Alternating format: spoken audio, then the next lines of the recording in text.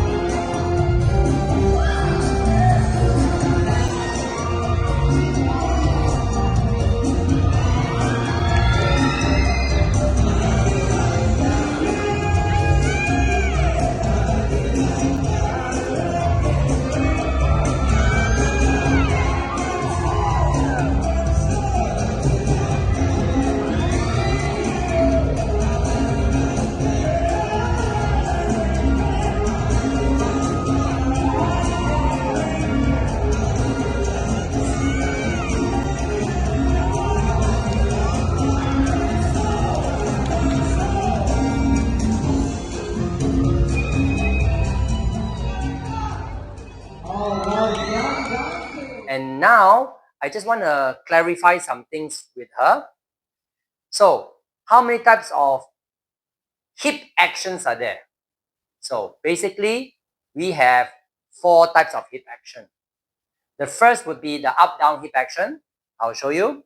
Up-downs come from bending and straightening of the knees. So when you bend one knee and when you straighten one knee, automatically we have an imbalance in the hip. Okay? So that's the up-down hip action. Then next, we have the rotational hip action. There's no bending, no straightening of the knee, but our hips are rotated left and right. Then next, we have the contractional hip action. What is contractional? It's in the front part of the hip, whereby we have the lift action.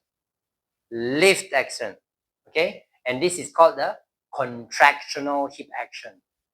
Then lastly, we have the compressional hip action, where we compress from the top, go down, and that's the compressional hip action. So sometimes we do use all of them at the same time. Okay? So right now, I want to fix her side cross chasse. Chasses, we have a few types. One type is just a normal side, close, side. Okay? And next, she did back side cross chasse this way, and also a front cross chasse. Okay? So, in a cross chasse, the way of doing is a little bit more difficult. So I'm going to explain from the chasses. In the chasse, we have 4 and 1. Okay? So you saw the hip action, yeah? So it'll be exactly the same. 4. Can you see my hip? My hip is up. It's not down, yeah? Not here. 4 and. Can you see my hip? My hip is here now, yes? 1. Okay?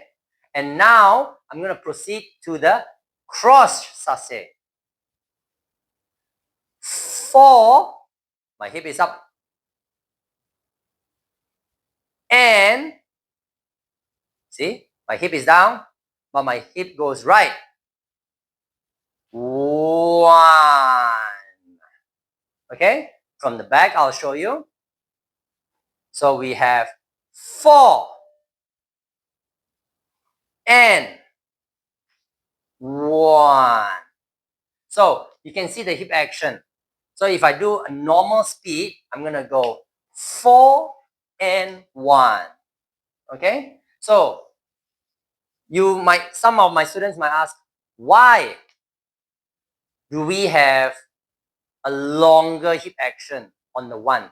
It's because 4 is a half beat, and is a half beat, 1 is a full beat, means double the time of the 4 and also the 1, and the 4 and n. So we have 4 half beat, full beat, full beat. So we have 2 actions at the end. So even in the back chassé, we are doing the same. Back chassé. So back chassé, we have 4. Can you see? Now back is a little bit different already. When you cross, and 1. Back chassé and front, going front chassé is slightly different. So in the back, we will be lifting up the hip. 4 and 1. Okay? You saw. So for her step, I saw that she just go side, side, side without hip action. Okay? So what I want her to do is, I want her to do 4. Can you see this? 4. So what action am I doing?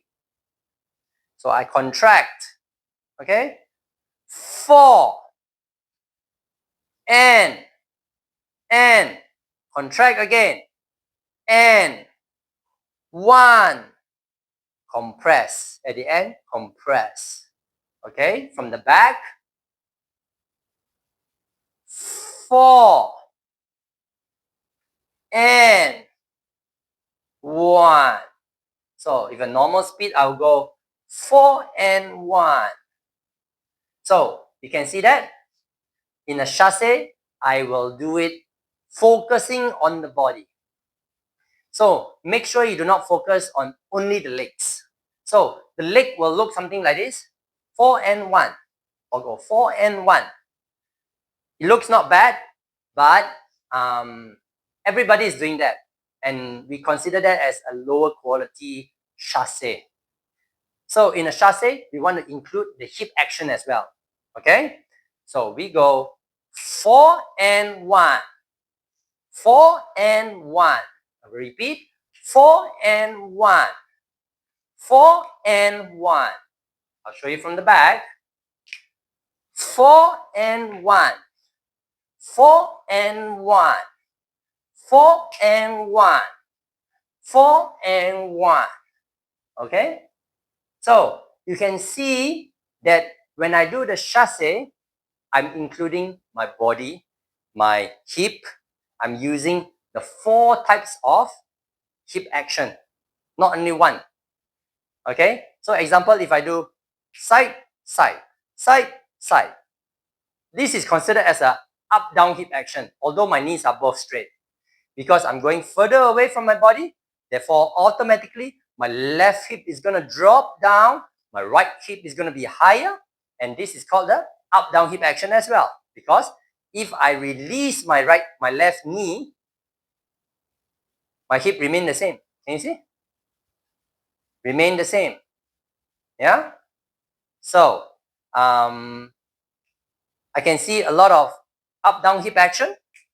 Yes, it's a good action, but I want to include in the muscle, in the muscle, in the muscle. Yeah.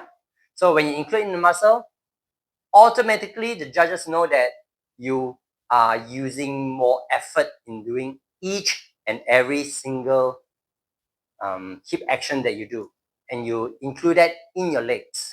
So it's not about the speed. Sometimes we need speed, yes, of course, in a high level like Kee Qing, for her level, because she's in the elite level, she needs speed. But speed in the finals, everybody has pretty uniform speed. So you have to be unique. How to be unique? One of the way for you would be try to include this hip action. Yes. So you can see, Kee Qing, I've been teaching her since she was 11 years old. So she's a very, very good dancer, very talented. So I hope you practice, and I'll see you in my next lesson.